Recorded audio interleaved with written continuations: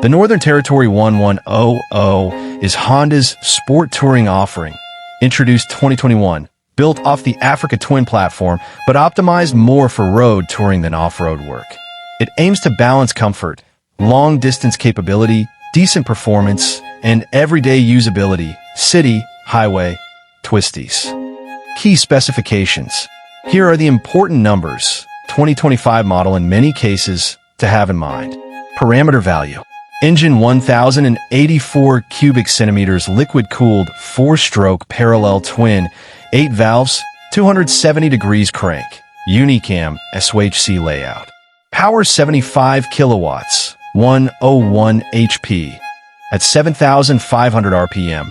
Torque 104 to 112 Newton meters, depending on model and revs, e.g. 500-6, 250 RPM region.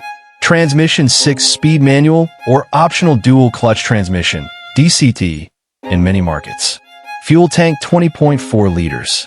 Fuel consumption claimed 5.0 L/100 km, 20 km/L, under ideal/steady conditions. In real, touring, mixed conditions, less efficient. Range in theory, 250-300 plus miles, is almost equal to 400 kilometers in favorable conditions, with real-world riding less, but still quite good for its class. Seat height, 820 millimeters. Weight, wet/curb, 238 kilograms for manual version, 248 kilograms for DCT. Suspension front, show a 43 millimeters inverted telescopic fork, SFFBP, with preload adjust. Rear, show a gas-charged monoshock, ProLink, preload adjust. Wheels and tires, 17-inch aluminum cast wheels. Front tire 120/70 are 17, rear 180/55 are 17. Brakes front, dual 310 millimeters discs with radial 4-pot calipers. Rear, single 256 millimeters disc. ABS, etc. What's new/upgrades? 2025 model. Honda has made a number of updates to the 2025 version to refine comfort, tech, and functionality. Key improvements include electronic suspension, ES, option, semi-active forks/shock for better ride quality. Redesigned seat, more support and comfort, especially for long hauls. Larger area in rear part. Windscreen improved. More adjustable, 5 steps, now can be operated one-handed while seated. Also better wind deflectors.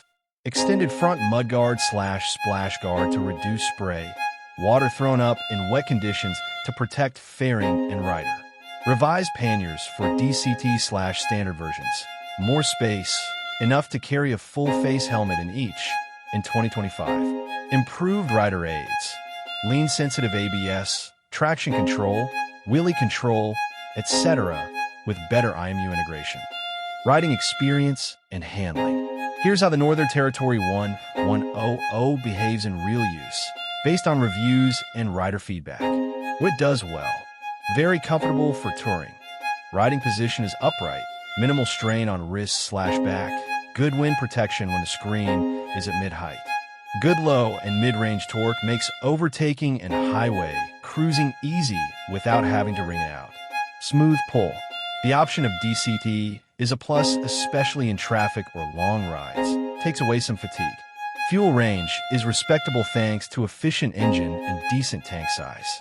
Build quality, fit, and finish generally good. Typical Honda reliability. What isn't perfect? The adjustable screen in its highest position causes a lot of turbulence/wind noise. In some reviews, riders say the highest setting is so noisy/unpleasant that it's almost unusable. Mid positions are better. At low speed/partial throttle, there might be some abrupt throttle response, snatchiness, in some units. Honda addressed some of these with fuel mapping updates and recalls. For shorter riders, 820mm seat height is on the tall side.